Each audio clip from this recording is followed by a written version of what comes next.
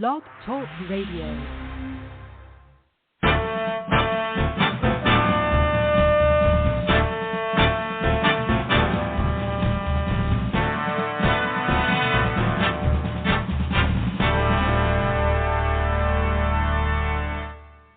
Hey everybody, it is June 6, 2022, and welcome to Big Blend Radio's Military Monday show. So every first Monday, we have military historian and author Mike Guardia. He's an award-winning author, not just an author, an award-winning author who has over 21 books out on the shelves. Like, seriously. Wow.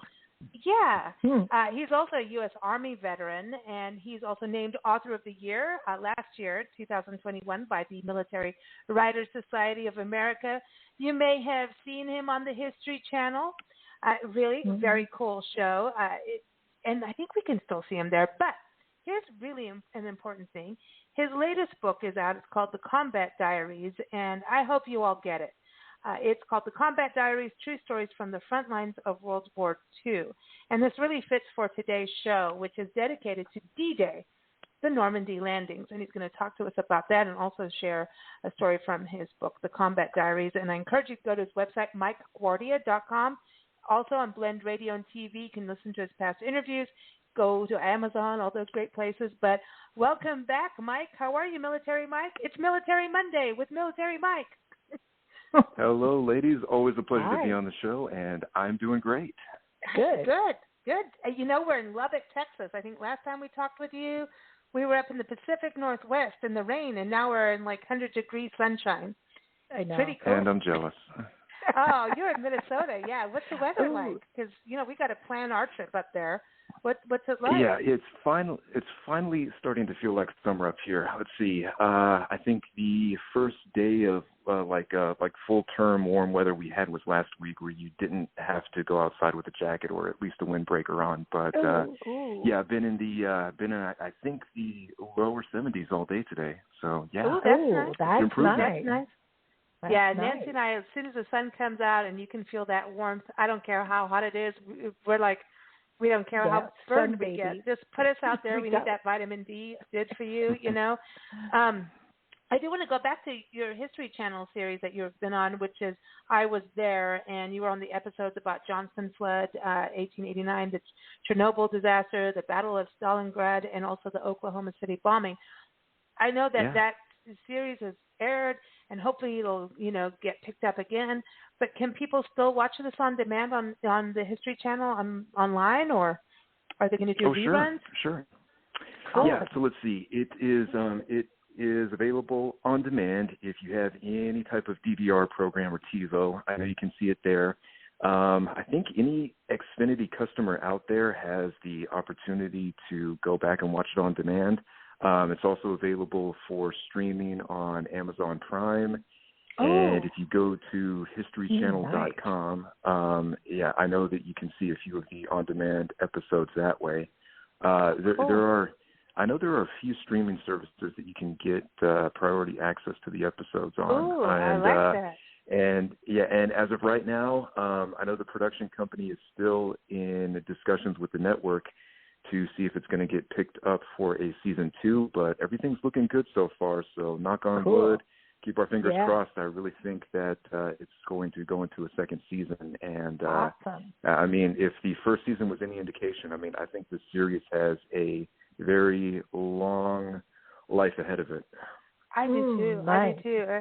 I mean, the whole series is fantastic. Of course, we're partial to you being on there, but really the whole series is good from what we've seen. And I'm glad to hear about the streaming services. Because we travel, so full time. So it's like, okay, then when you get on your computer, they're like, well, who is your provider? I'm like, I don't have a provider. But Amazon Prime, that's fantastic, because then they can go watch it on Amazon Prime and then turn around and buy your books.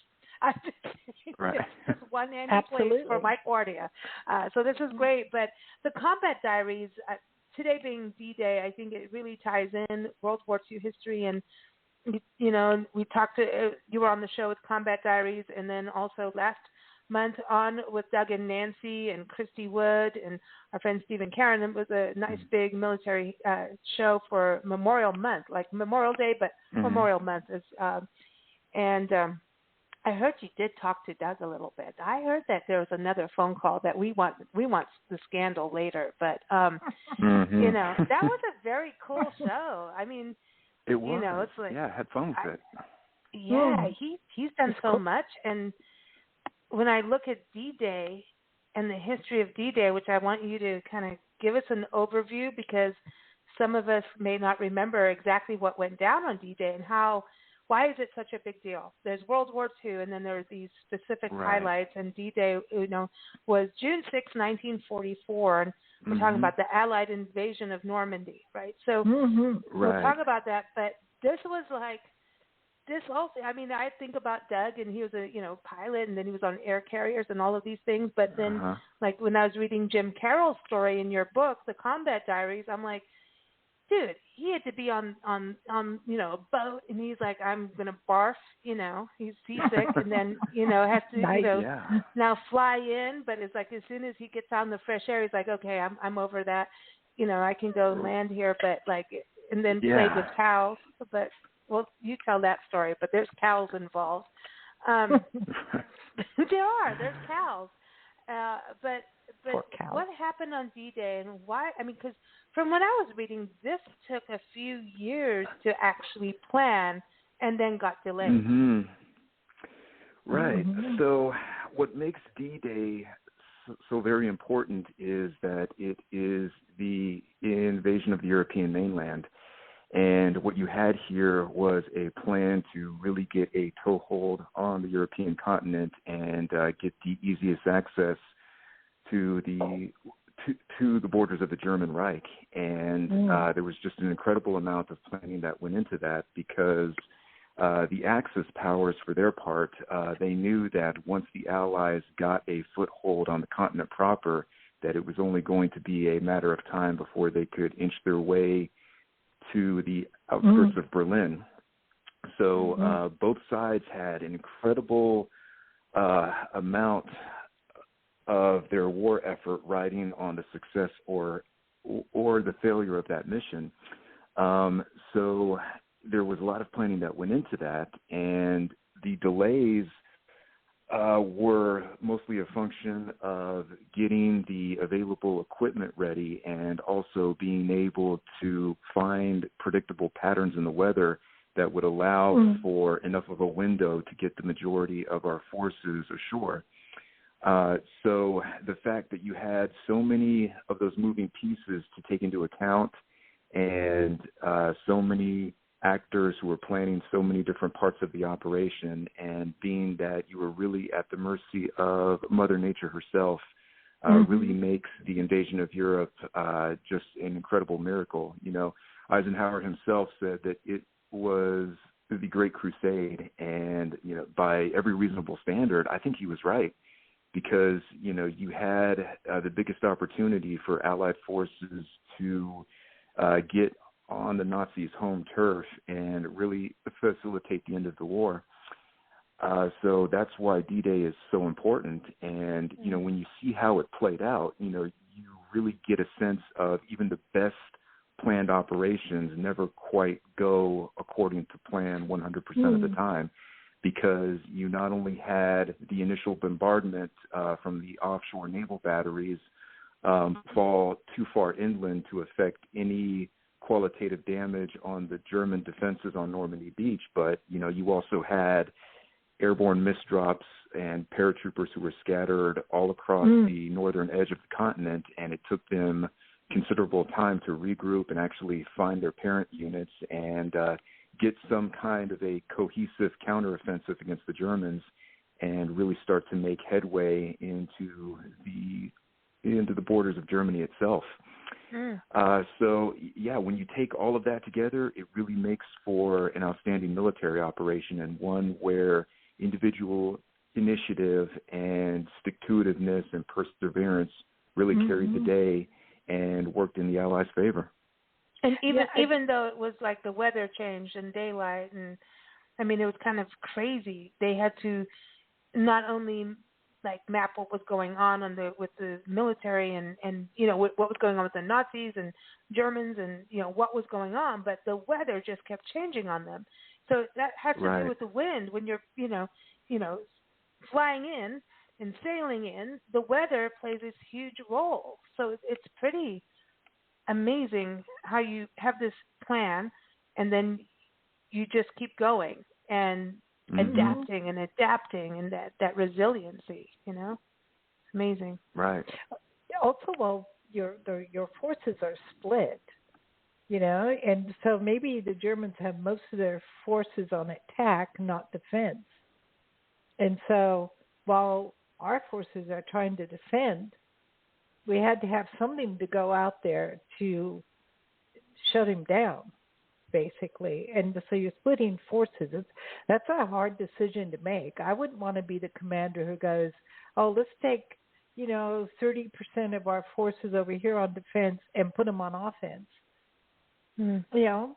That's kind of a hard decision. Yeah, it is, but in a lot of ways, I guess that is the reality of war, because the situation on the ground a lot of times tends to be very fluid, and, you're in an offensive stance 1 minute, and then hours later it can change to a purely defensive stance. So there's a lot of real-time planning and real-time decision-making that goes on, and, your enemy's back can very quickly become his front. Which makes it all the more impressive, I think, that we were able to sustain the forward momentum of the Allied attack for as long as we did, minus the small hiccup that we had in the Battle of the Bulge with the Ardennes counteroffensive. Right. And then also, when we look at it on the American side, so Rommel was in power, like on the military side under Hitler, right? So Rommel was off doing his thing. And then we had Eisenhower, who was not president yet. So we were under Franklin Roosevelt at that time, right, during DDay. And so correct. Was this really like Eisenhower's mastermind? But then if you look at his Allied forces, so it wasn't just him. He had to work with these other countries to make this happen. Right. Yeah, and that, I think, is a pretty impressive feat in and of itself because, Ike was a general, and he was a general who had never been in a war before because he had spent the entirety of World War I stateside. And when he became the Supreme Allied Commander, he had to go over to mainland Europe, essentially, and tell all of these British generals and field marshals who had recent combat experience against the Nazis that, hey, this plan that I have, me, an untested non-combat general, this plan that I have that I plan to have carried out by a bunch of farm boys from Kansas and street kids from L.A. Is going to be the savior of mainland Europe. So he was definitely behind the eight ball when he took that position, and to coordinate not only amongst all of those allied partners, but to be able to push a lot of the decision-making authority down to the subordinate field commanders. You had the likes of Patton and whatnot who were organizing those forces in the field. Just takes an incredible amount of leadership intuition and being able to have a degree of diplomatic flexibility and knowing who it is you're dealing with and knowing how to speak their language and be able to hit all of those little flashpoints that are going to motivate them to do the best job that they can. Yeah, because if you think about it, if people look at you and you're not that well known or, you don't have the standing and the plan is kind of way out in left field, if it's way out in left field, then maybe the enemy would never think you would do it either. That's probably that would be the argument I would use. If you don't think it can happen, then Hitler doesn't think it can happen, so I say we do it. Right. That kind of thing, like, it's not normal, so let's do it. Yeah, but at the same time, they were calculated, right? I mean, it wasn't just... No, it is totally calculated, but it's not normal. It's not normal, Yeah, and it's actually funny that you should mention that, Nancy, because that harkens back to a quote that was attributed to a high-ranking German official. And for the life of me, I don't know whether this quote is real or whether it is an urban legend, but given my own experiences in the military, I do think that there is more than a shred of truth to it. Accordingly, this one high-ranking German general said, the reason why the American Army performs so well is that war is chaos, and the American Army practices chaos on a daily basis. Welcome to my world. Yeah, see? Well, called hit or miss. But that's, and it's really, you know what I mean? Funny. There's a talent in that. There is a talent to that. There really is, because, like, when you look at European warfare, it's very planned. Like, everything seems to be very planned. And so, like, you do not color over the lines. Whereas America has the lines, will color over them, and then make a new line. You know what I mean? That's kind of how it feels to me. And I think that's a brilliance. And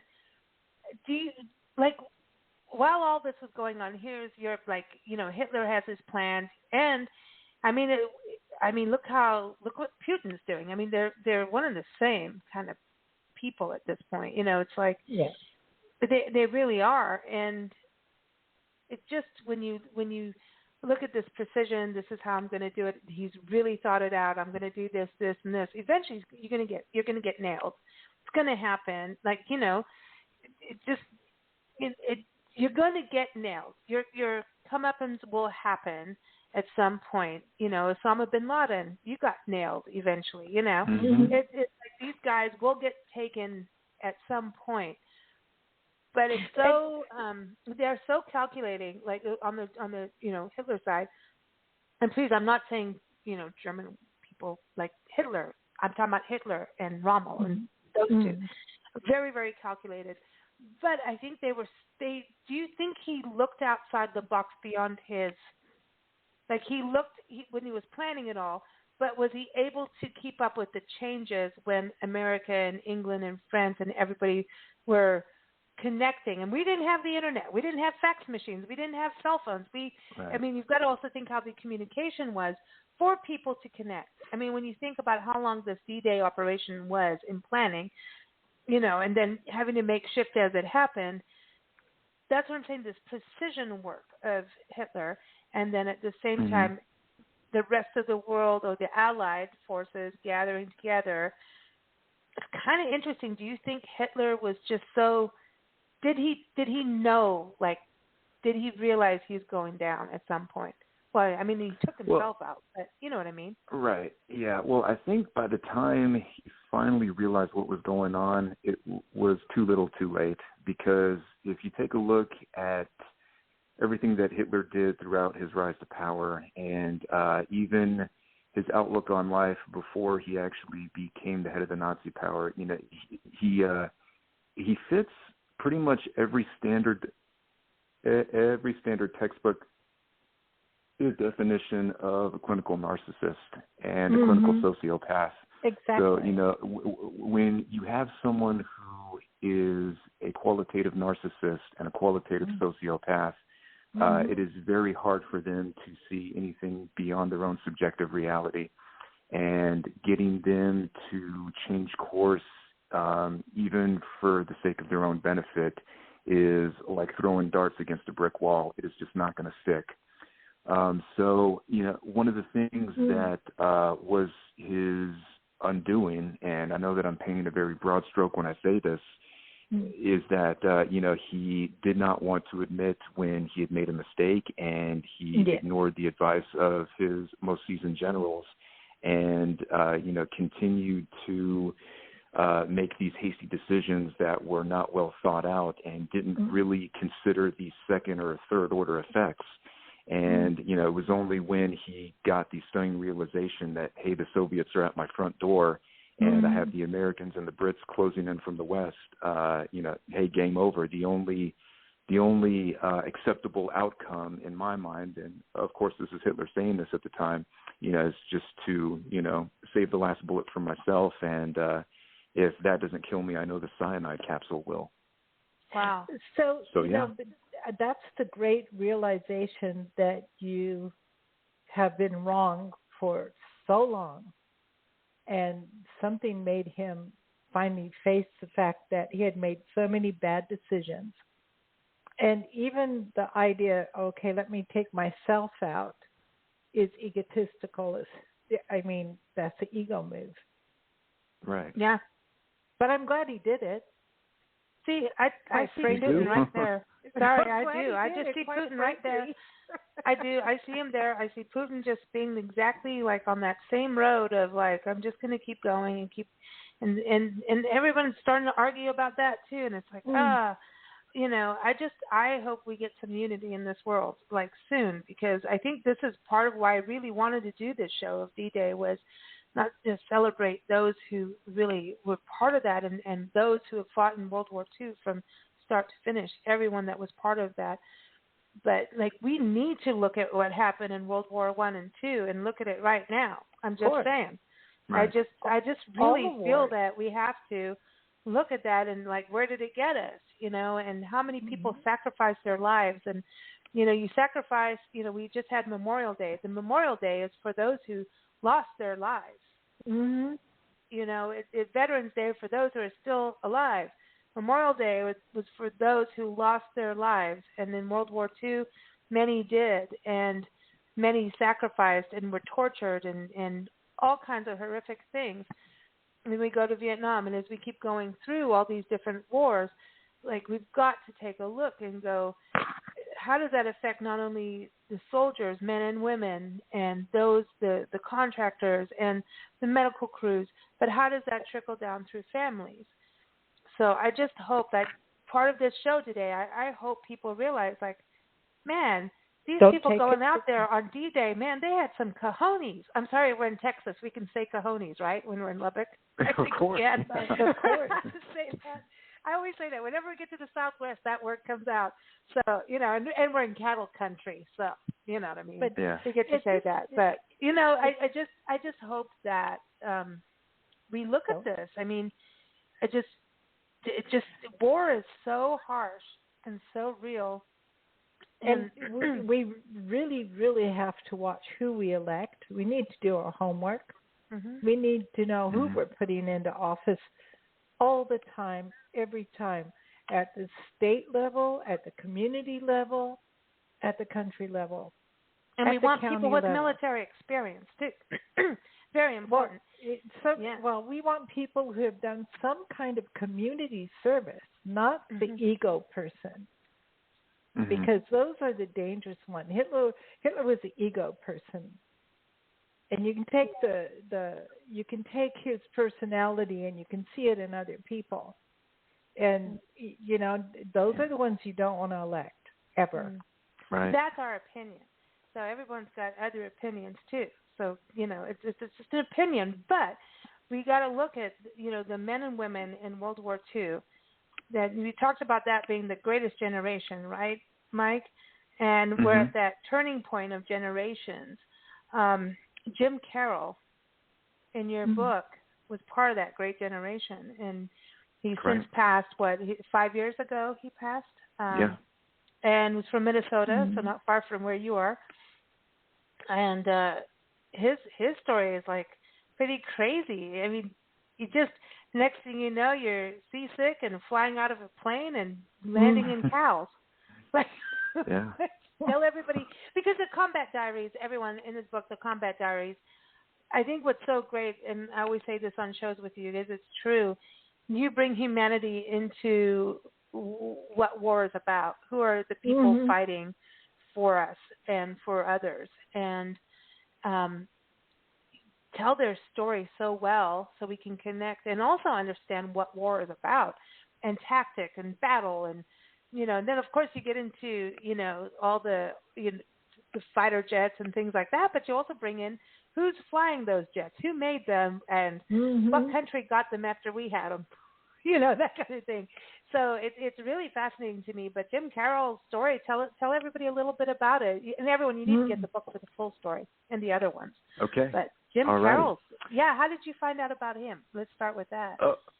Okay, so Jim Carroll, he is one of the local veterans who actually provided his stories to one of the local chapter leaders of the American Legion, and he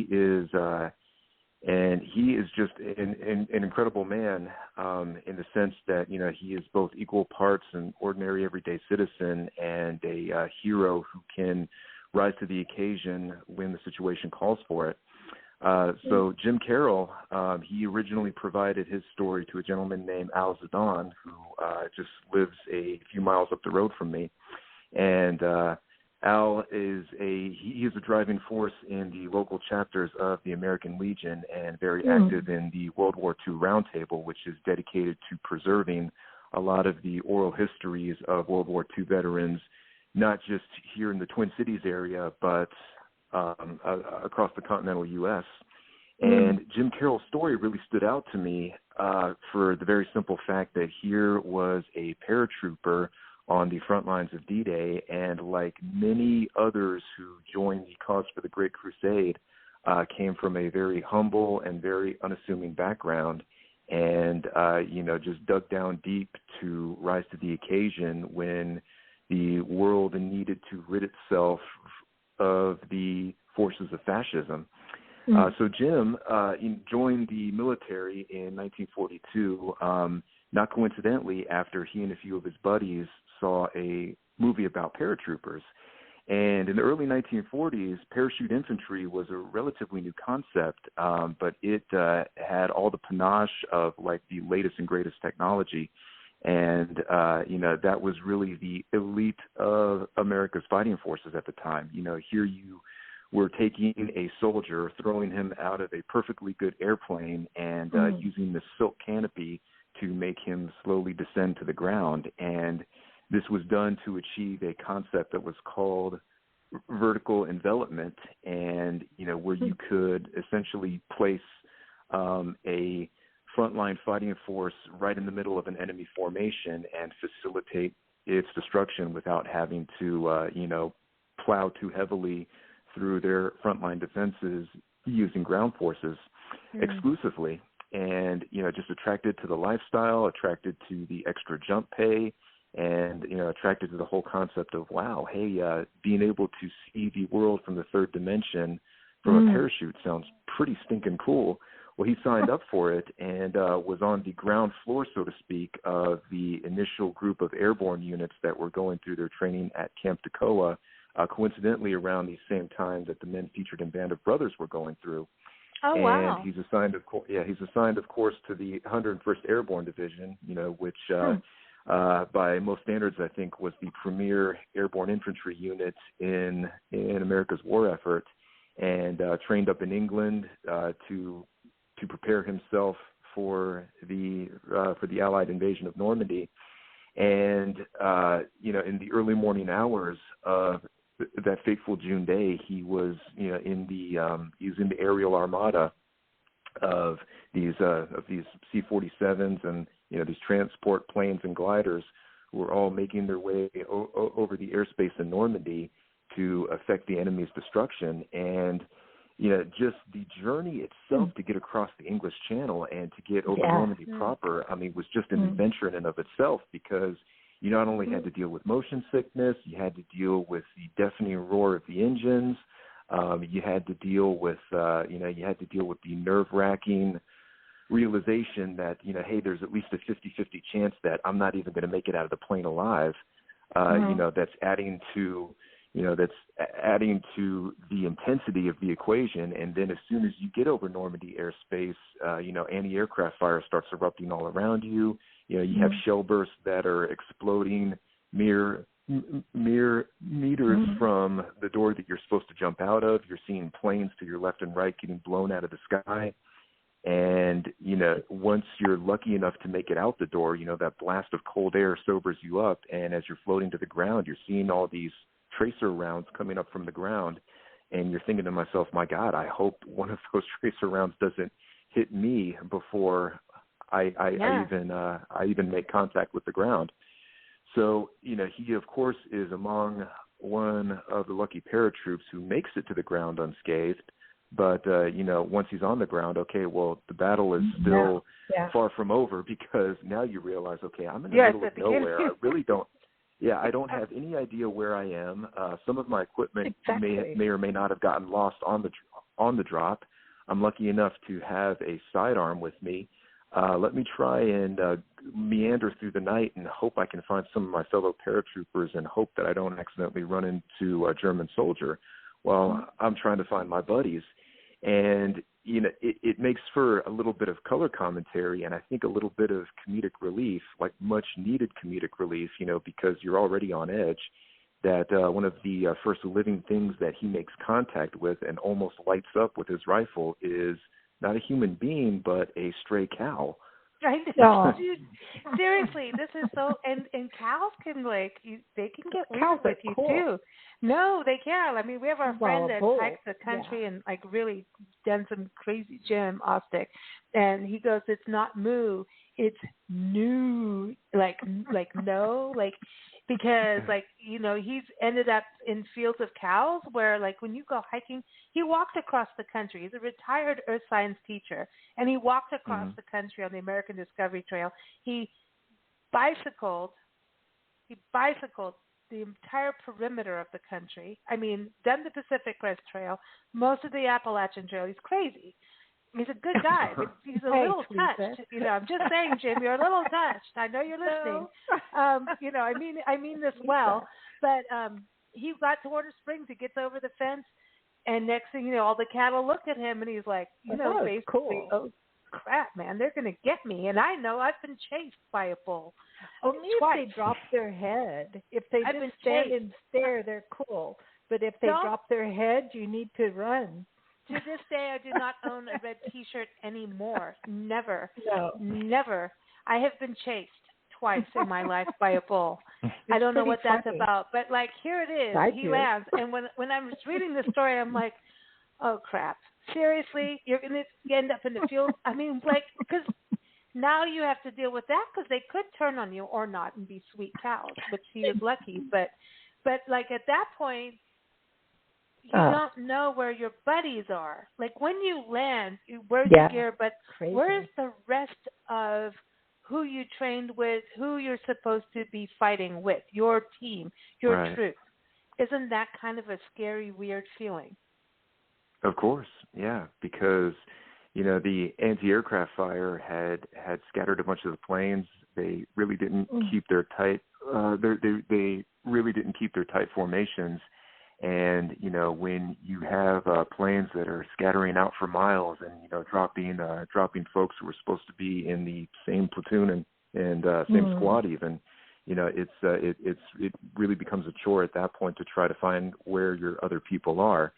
And, in a lot of ways, it becomes a glorified version of Marco Polo. You just try and call out in the night and you find one guy and you're like, okay, well, hey, I'm in Able Company, first of the 506, and who are you and where you're from? Oh, yeah, well, I'm in Charlie Company, and I'm first of the 504th. Okay, well, we're two guys. We know we belong to the same division, but we're in different companies, and we're even in different battalions at different regiments. So I guess process of elimination, I know you're not one of my guys, but let's see how many more of us we can gather up. And, you're just picking up random people as you meander your way through the night, and then eventually you get to a crossroads, and you'll have a gaggle of maybe 12 to 24 people, and of that 24, you'll maybe find 3 guys who are from your unit. And I'm like, okay, well, I'll stick with you 3 guys, and we'll go off in this direction to try to find more of us. And, it just becomes this never-ending game of Marco Polo. But, miraculously, within a few days and even a few weeks, a lot of those units had ended up regrouping. And not only that, they had set up some blocking positions to attack the Germans who were retreating from Normandy Beach. Wow. When you said gaggle, all I could see immediately was, here comes the geese, and the mother hen, the mother goose is going crazy, get back into your team, get back together. It's got to be kind of freaky with that, because you've trained in different ways and everybody's trained for different things, and then you've got to think, where we are now with warfare versus World War II. I mean, World War I was like, oh, here we go. Like, we're all learning, right? World War II, we had learned way much more, but like at that point, where was the training in? I mean, was it still kind of every man for himself, even though you're looking for your teammate? You know, when you think about that, I'm just I mean, I know we've had other wars and civil wars and things. I mean, we obviously had gazillions of wars throughout the world, but this kind of level of war, when we have airplanes and tanks and things like that, was it a little bit different with World War II, when suddenly you do wonder where the rest of your troop is, and like how much training did you have to be able to stand on your own if you needed to? Right. Well, I think by and large, a lot of the servicemen who found themselves in that position were of the mindset, okay, well, I'm about as well trained as this Army can afford to make me. So I know I'll be able to stand on my own for as long as I can. And, if I have a chance meeting with the enemy while I'm trying to find my comrades, well, so be it. I will go down swinging if I have to. But yeah, I think the overriding mentality and the overriding motivation was, I really want to find as many of my comrades as I can, because even though I can stand toe-to-toe with a couple enemy troops here and there, I know that my odds of survival increase when I talk about strength in numbers. The more of my squad mates, the more of my platoon mates I can find, the better, because, like the old saying goes, 2 heads are better than one, and teamwork makes the dream work. And then also, isn't there the feeling that you're on the right side? I'm looking at Ukraine and Russia, and and I'm thinking, would you really want to be, a Russian right now and be commandeered into an army doing something that you actually don't believe in?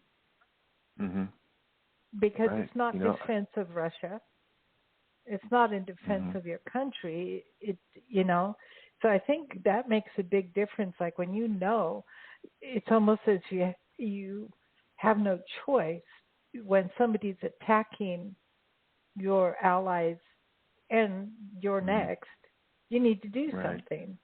That's different than, let's just go take over a country because I feel like it. Yeah. Yeah.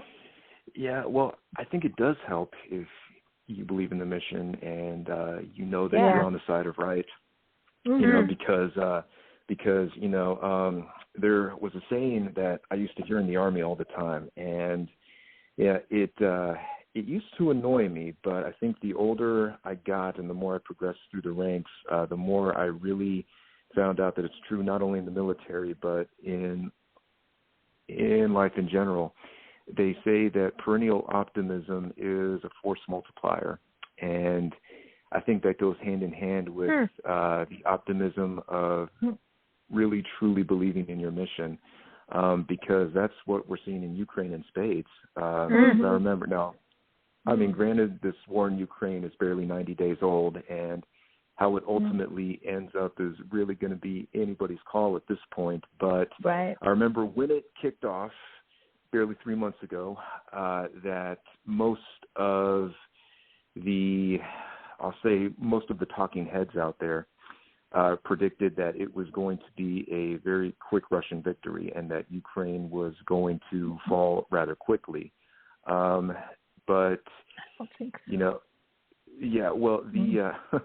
I think a lot of us out there were telling ourselves at the time, okay, Russia might pull this off as a function of brute strength and sheer numbers, but don't underestimate the resilience of the Ukrainians, because they can be like dogs when they're backed into a corner. Dogs are some of the most resilient members of the animal kingdom, and they will take an incredible amount of abuse from their owners. But the minute you back a dog into a corner, it will lash out at you, and it will go right for your throat. And that's exactly what's happening in Ukraine. And they will. When they know that when they have a teammate next to them. And so someone can abuse a dog on their own, but as soon as like Nancy, just honestly, when we lived in Kenya and I was a little girl, somebody stole our German Shepherd Simba, and she was still kind of a young puppy.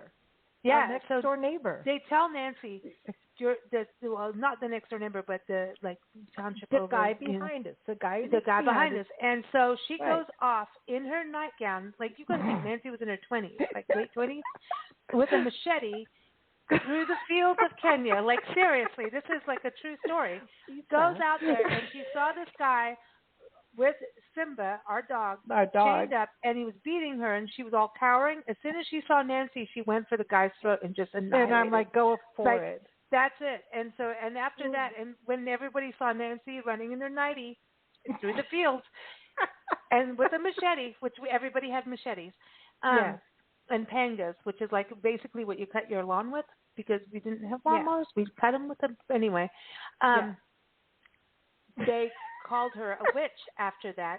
Everybody walked to the other side of the street when they walked by our house, and she was a maganga, which is a witch, and she was like the white witch of this neighborhood of Karen where we lived.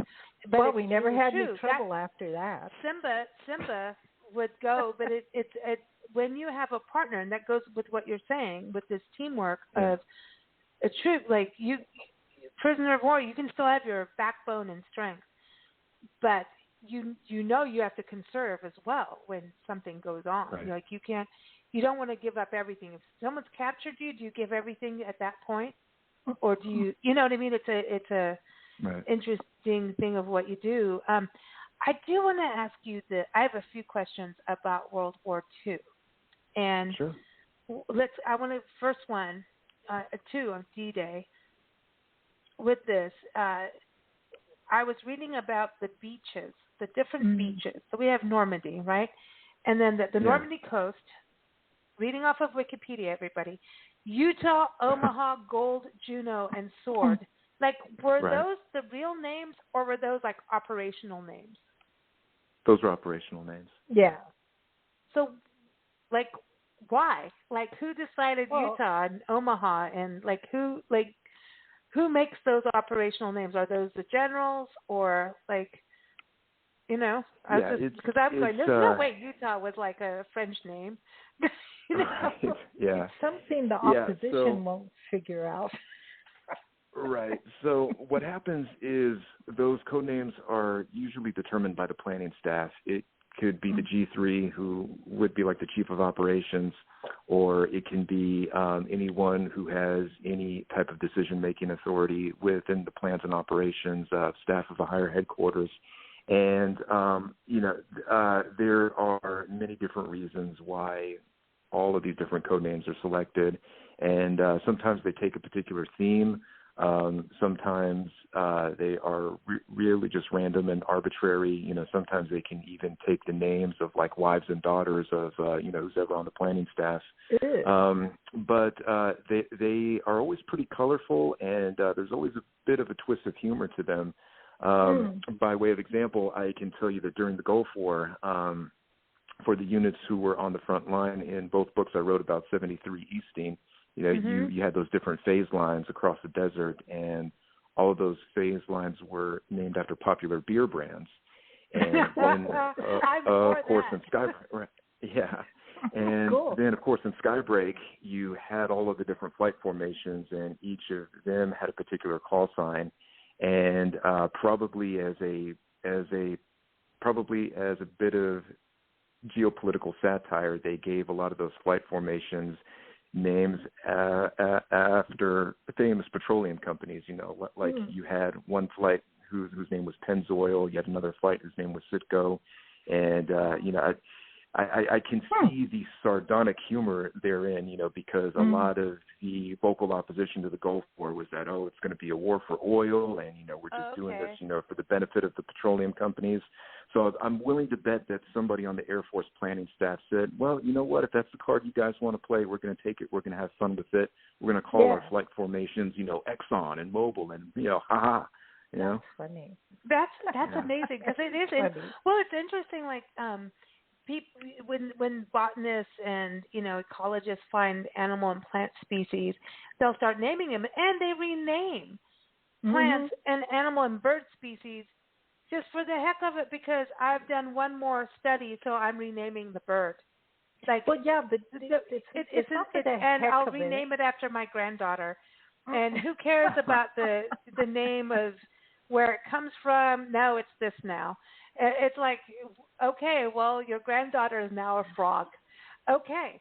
So it's kind of, it's a true thing. It's really interesting where they, it's this etymology sometimes doesn't make a clear sense, but it's humorous, and people do have like a sense of humor, like you're saying.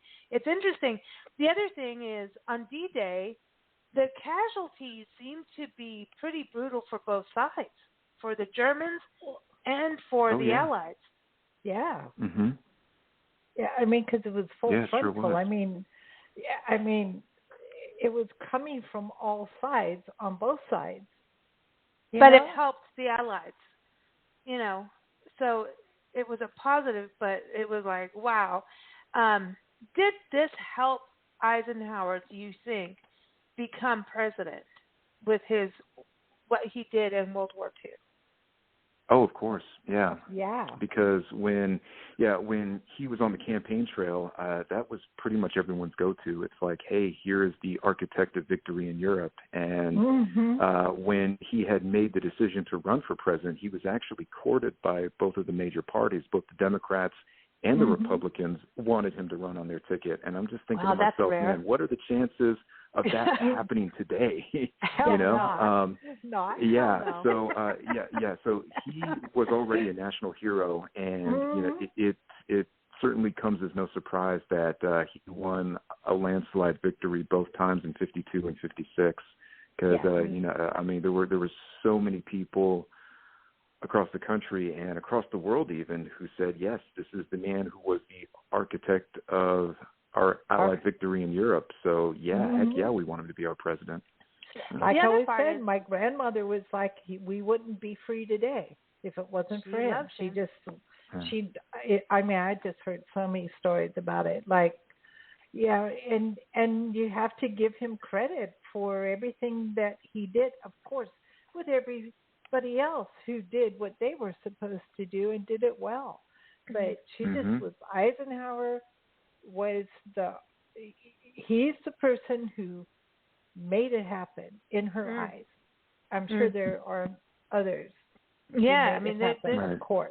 But I mean, he seems to stand out for so many things. I know we did a show on him, and you did a cool video. That was cool, Mike, what you did with the podcast. By the way, and it's on Facebook. Thanks. Everyone go on Mike's Facebook page, his author page, and check out the video you made of the podcast. And then he puts us all in sepia, and I'm like, that's cool. Cool. We much better lighting for us. Thank you. But I was trying to give it a 70s vibe. Yeah, we like that. But honestly, when you look at what he did, and I even think we did an hour show on him, and we still didn't even get into everything because you sent so and then much. I'm like, I mean, even the other day, Nancy and I drove from Washington State, just north of Seattle, down to Lubbock, Texas, and half of the rest areas we stopped, it was like, this is I think it was more in Idaho of all places. It was this is Eisenhower Highway rest stop area, and I was like, no way. I was going to text you like, look, Mike, Ike is here. He's like everywhere we go now. It's like, okay, I get it. You're the interstate man, But it's really amazing. Like I just keep finding, like Fremont. By the way, we've done so much on Fremont. I don't know. I mean, we'll spend days putting him up on the map. It's pretty interesting how certain people have these influences.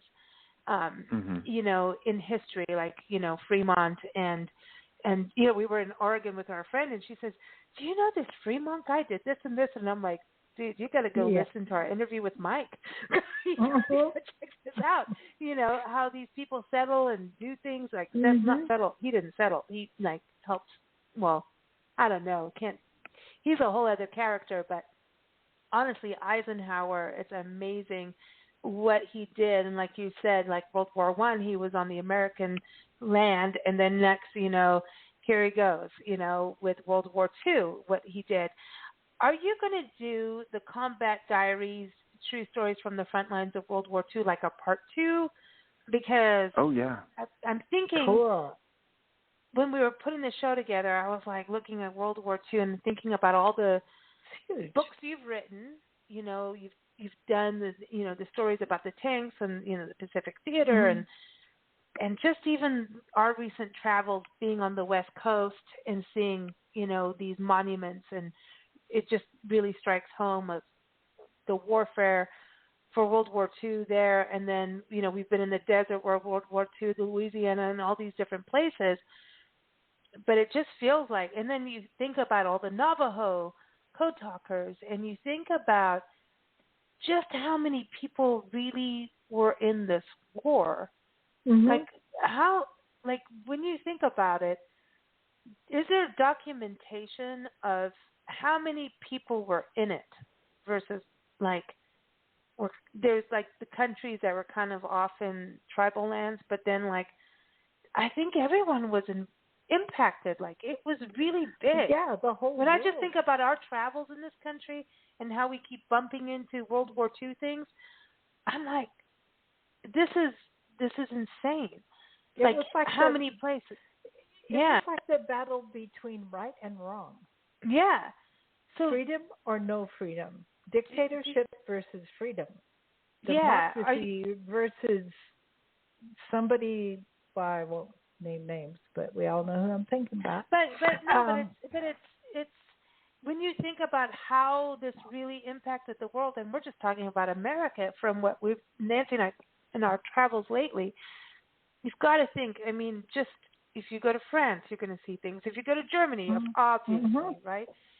So this is so big. You could just keep going for years on it, couldn't you? Sharing these stories. Theoretically, yeah. Wow. And it's one that is probably not going to get its true justice for several years to come, just because there are so many great stories out there, and there are so many different perspectives from which you could tell the story of World War II. But the Combat Diaries, this first volume that just came out, really I'm intending it to be an entire anthology. At the very least, I foresee 4 different volumes. And the successive volumes are going to be focusing on specific theaters of the war. I'm trying to construct Volume 2 to be focusing exclusively on the European theater. And, then Volume 3 going to be focusing exclusively on the Pacific. And I want to dedicate at least 1 volume to the China, Burma, India theater as well. And, there are probably a few different takes and a few different focal points that I want for any successive volumes. But this anthology, as it stands right now, it is far from over. And, I intend to put more stories out there for as long as I have the means to do it. Awesome. I love that because we need to know, and we owe these people. We owe these people our freedom. We seriously owe these people, and I love what you're doing because otherwise we wouldn't know. But it's the stories of people, the common man signing up to really do something and ending up in something way bigger than they think, or they really, knew what they want. You know what I mean? It's everyone's story is different, and I think we need the stories out there for prevention. I'm just going to say, our doctors always talk about prevention, and I think that's important. And that's why I was just saying, it's so big. And when you think about the different theaters, like you're talking about, I even find it interesting that the word theater is used, because it is. It's like, this is where the show went down. It's like, this was the stage. This is where it happened. And all the armor changes and it just changes according to the land, and people had to fight according to the different landscapes, whether you have cows and chickens or, swamps in Vietnam, but that's a different war. But you know what I mean. It really is. It's pretty crazy. I'm glad you're going to do more of that because it really is impressive what you're doing, and we're just so glad, dude. You're rocking it. So here's my last question, Mike. Uh-oh. These are stupid questions. That's it. We should just call that the show that on these wars. You know, but it's I think we're all at a different level of understanding different wars, and especially as generations, you know, we're moving into newer generations and, you know, newer wars, right? So I think that's really what's so important about this too. But we're going to close with the song Tokyo Rose. And as soon as I heard the last time you were on the show about you guys playing AC/DC in your tanks, right? This is some. Yeah. So you guys, you rigged your phones up like to play AC/DC in the tanks. Seriously. Yeah, they were. Yeah, they were our. They were actually our first generation iPods. You know, those bulky ones that came out close to 20 years ago. Yeah, so we found out a way to splice the wires of them and then route them through the tank's intercom system. Yeah, pretty fun. So now, do you like AC/DC? Oh, sure. Now, do you like Metallica? Less than AC/DC, but yes, I do. Okay, well, Lars very Ulrich is important. pretty cool. Yeah. Okay, so now I want to play this song Tokyo Rose. It's from a band Riot Act. And they have been doing, Metallica style, but they have been going for years and changed names over time, a gazillion times. And there's like two versions of the band now. But we just interviewed Rick Ventura, and everyone can see it on blendradioandtv.com. Go type in Riot Act. And their latest album is Closer to the Flame. And Tokyo Rose is on one of the songs. And we were on, interviewing him like, well, we've got to play this when, Mike does his, DDay show. We're playing Tokyo Rose. And then I know we've done spies and we've done segments with you about spies and we've done the doll woman spy and doll shop spy. We've done Julia Childs, the spy. I love that. But Tokyo Rose, I always thought was one person until I started getting into it today. And I'm like, she was like a whole bunch of women out there putting out propaganda. There was just not one Tokyo Rose. She had a whole little gaggle. I'm going into the gaggle is now my word. No, pedal. The gaggle of roses out there. No, so there pedal. were it was like a bunch of gossipers out there, right, putting out propaganda during World War II. Oh, sure. Yeah. Wow. So this was on the Japanese side now, right? So this is what's so crazy about World War II. You have Germany doing this now, Japan's doing this on this side, right? So tell us a little bit about Tokyo Rose. It did start with one woman, right? Yeah, well, you had Tokyo Rose in Japan, and then you had Axis Sally, who was on mainland Europe, and those were two propaganda DJs, and their sole purpose in life was to broadcast all of these statements that were intended to demoralize Allied troops, saying anything as outlandish as, hey, your girlfriends are all sleeping with Hollywood celebrities, or, the Statue of Liberty got blown up, or,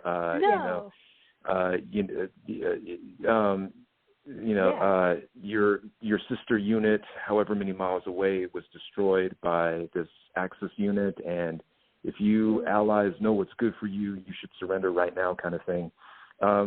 They, a lot of them were, just so outlandish that nobody really took them seriously, and I think they had more of a comedic value than anything else. But one of the seedy underbellies to that was that,